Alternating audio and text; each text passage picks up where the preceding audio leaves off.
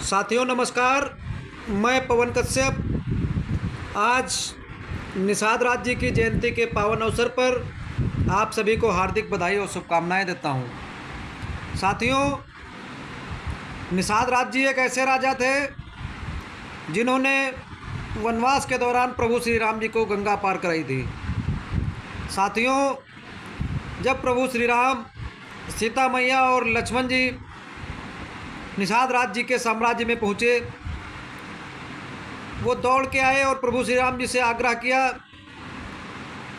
कि हे प्रभु, आप मेरा यह साम्राज्य ले लीजिए और अपना यहीं पर वनवास काल पूरा करें।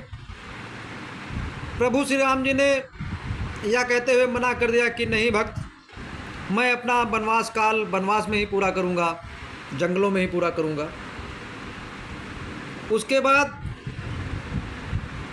श्री राम जी गंगा पार करके जंगल चले गए, वनवास चले गए। एक बार जब भरत जी सेना लेकर श्री राम जी से मिलने जा रहे थे, उनको वापस लाने के लिए, तब निषाद राज जी को लगा कि ये आक्रमण करने जा रहे हैं। वो अपनी सेना लेकर तुरंत उनके पास पहुंच गए और जब उनको पता चला कि ये उनके भाई हैं, उनको लेने जा रहे हैं, तब वो अपनी सेना वापस लेकर आए वहाँ से। साथियों, ये हमारे पूर्वज थे जो भक्ति को समर्पित थे और प्रभु श्री राम जी को अपना आदर्श मानते थे, अपना प्रभु मानते थे। हम सबको भी प्रभु राम जी बहुत ही प्यारे हैं, हमारे प्रभु श्री राम जी। साथियों, आपने एकलव्य का नाम सुना होगा। यहीं से हमारे समाज के साथ में मतभेद होता है। मैं बताता हूँ आपको, आप इतिहास उठाकर देखिए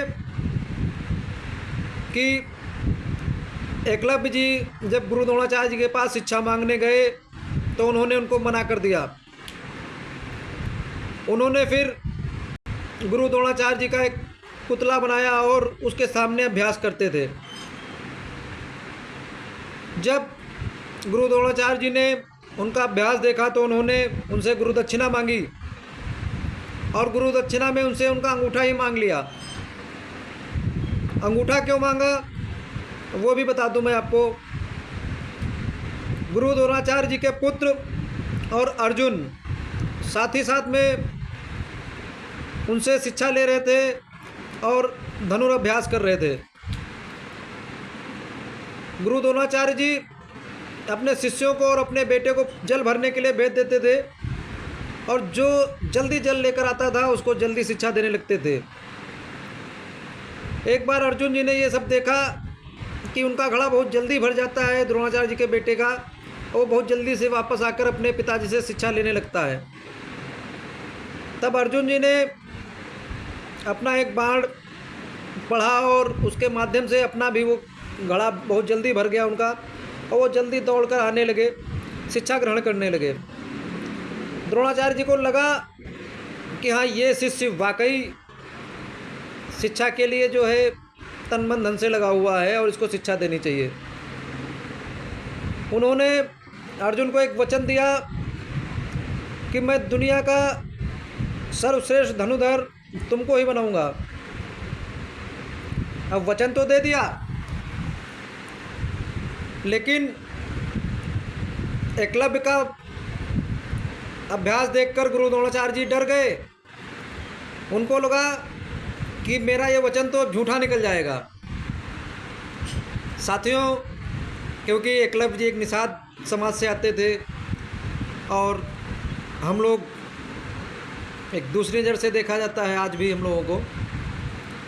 साथियों, द्रोणाचार्य जी ने इसीलिए एकलव्य का अंगूठा मांग लिया कि उनका ये वचन बना रहे। ये कहानी बताने का मेरा तात्पर्य यह है, इस कहानी का मेरा निष्कर्ष यह है कि साथियों, हमें शुरुआत से ही लूटा गया है और हमें हमारा हक, हमारा सम्मान शुरुआत से नहीं मिला है।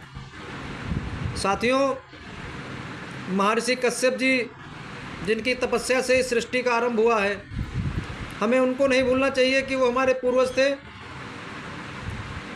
आजकल मैं देख रहा हूँ कि लोग आपसी मनमुटाव में बटे पड़े हैं और समाज के उत्थान की बात करने वाला कोई नहीं है।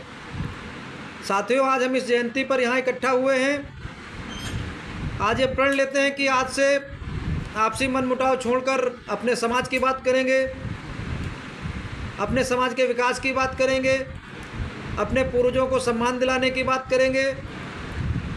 साथियों, आदिकाल से ही अपने लोगों को ठगा गया है और अपने लोगों के साथ में दुर्व्यवहार किया गया है, अपने लोगों के साथ में बहुत सारे भेदभाव किए गए हैं। हमारे महापुरुषों ने जो एक इतिहास रचा है उसको आगे बढ़ाने का काम हम सभी लोग तभी कर पाएंगे जब एकजुट होंगे। आइए साथियों, आज महर्षि कश्यप जी और आदरणीय निषाद राज जी की जयंती पर हम सभी ये प्रण लें कि कोई भी राजनीतिक पार्टी का सहारा नहीं लेना है और हमें उसी राजनीतिक पार्टी को आगे बढ़ाना है जो पार्टी हमारे कश्यप, निषाद, केवट, बिंदु, मल्ला, धीमर, गुड़िया, निषाद, इन सब के हक की बात करेगी, इन सबको सम्मान देने का काम करेगी। साथियों, इसी के साथ मैं एक बार पुनः आपसे अपील करता हूं कि आपसी मतभेद छोड़कर और अपने समाज के उत्थान की बात करें, अपने बच्चों के भविष्य की बात करें, अपने बच्चों के शिक्षा की बात करें, अपने पूर्वजों के सम्मान की बात करें। बहुत बहुत धन्यवाद साथियों।